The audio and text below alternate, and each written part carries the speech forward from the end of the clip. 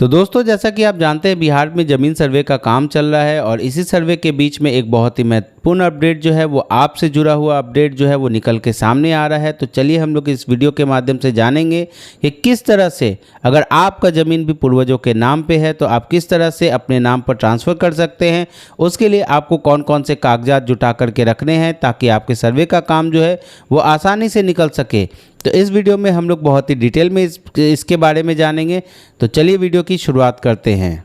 बिहार में सर्वे का काम दोबारा शुरू हो गया है। यदि आपका पुश्तैनी ज़मीन पूर्वजों के नाम पर है तो सर्वे के दौरान ज़मीन मालिक की मृत्यु होने की स्थिति में आपको उनके मृत्यु का सबूत देना होगा। वहीं अगर ज़मीन आपने खरीदी है तो आपको केवल अपनी ज़मीन का केवाला देना होगा। ज़मीन पर यदि कोई कानूनी मुकदमा चल रहा है तो आपको कोर्ट केस की जानकारी भी सर्वे में देने पड़ेगी। तो दोस्तों, यहाँ पर 3 बातें बताई गई है। सबसे पहली बात है कि अगर ज़मीन आपके पूर्वजों के नाम से है तो अगर उनकी मृत्यु हो चुकी है तो मृत्यु प्रमाण पत्र देना पड़ेगा, और यदि आपने ज़मीन खरीदा है तो उसका केवाला देना पड़ेगा, या फिर अगर उस पर किसी भी ज़मीन पे मुकदमा चल रहा है तो मुकदमा के बारे में आपको डिटेल जो है वो भर करके आपको सर्वे के फॉर्म में देना पड़ेगा। बिहार में ज़मीन सर्वे का काम दोबारा शुरू हो गया है। 31 मार्च तक सभी रैयतों को अपने ज़मीन का राजस्व स्वघोषणा प्रमाण पत्र भरकर जमा करना है।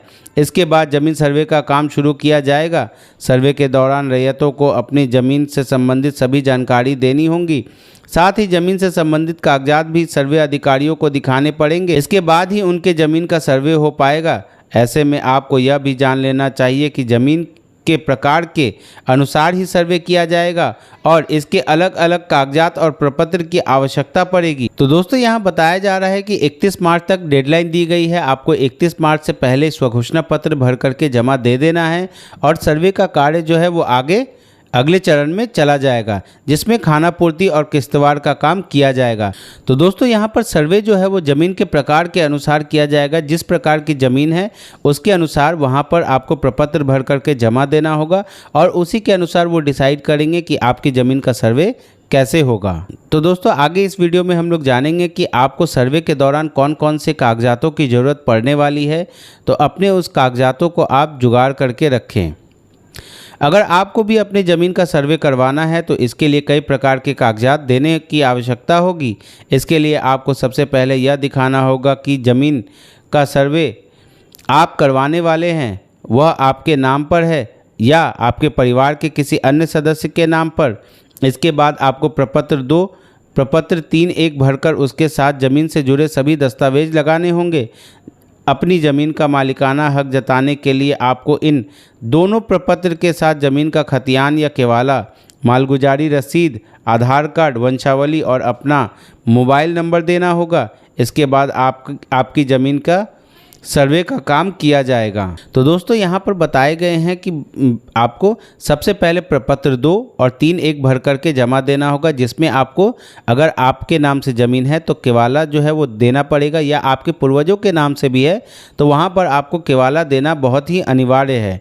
इसके साथ साथ आपको खतियान है तो खतियान देना पड़ेगा, मालगुजारी रसीद देना पड़ेगा, आधार कार्ड, वंशावली, मोबाइल नंबर, ये तमाम चीज़ आपको प्रपत्र के साथ भर करके जमा करना पड़ेगा। और जमा करने के बाद सर्वे का काम जो है वो आगे बढ़ेगा। तो दोस्तों, इन कागजातों को आपको ध्यान में रखना है और इन सभी कागजातों को आपको प्रपत्र के साथ भर करके जमा दे देना है। एक और महत्वपूर्ण जानकारी जो है वो यहाँ पर दी जा रही है। पूर्वजों के नाम पर ज़मीन तो देना होगा डेथ सर्टिफिकेट। जिस ज़मीन का सर्वे करवाना चाहते हैं वह आपकी पुश्तैनी ज़मीन है और आपके पूर्वजों के नाम से है, तब आपको कई तरह के दस्तावेज देने होंगे। ज़मीन मालिक की मृत्यु होने की स्थिति में आपको उनके मृत्यु का सबूत देना होगा।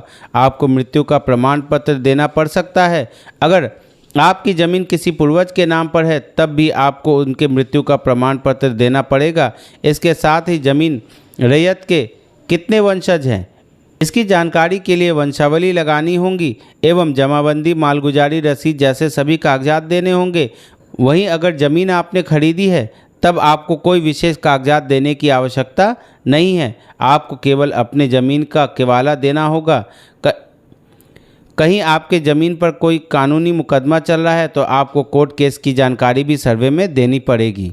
तो दोस्तों यहाँ पर बहुत ही महत्वपूर्ण बात बताया गया है कि अगर ज़मीन जो है वो आपके पूर्वजों के नाम से है, तो अगर वो गुजर चुके हैं तो उनका मृत्यु प्रमाण पत्र जो है वो आपको देना पड़ेगा, और अगर आपके नाम से है तो आपको केवाला देना पड़ेगा। यदि उस पर कोई मुकदमा चल रहा है तो उससे जुड़ा हुआ आपको जानकारी सर्वे के दौरान देनी पड़ेगी। तो दोस्तों अगर आपको हमारा ये वीडियो अच्छा लगा तो हमारे चैनल को सब्सक्राइब करें, हमारे वीडियो को लाइक करें। तो दोस्तों आज की वीडियो में इतना ही, धन्यवाद।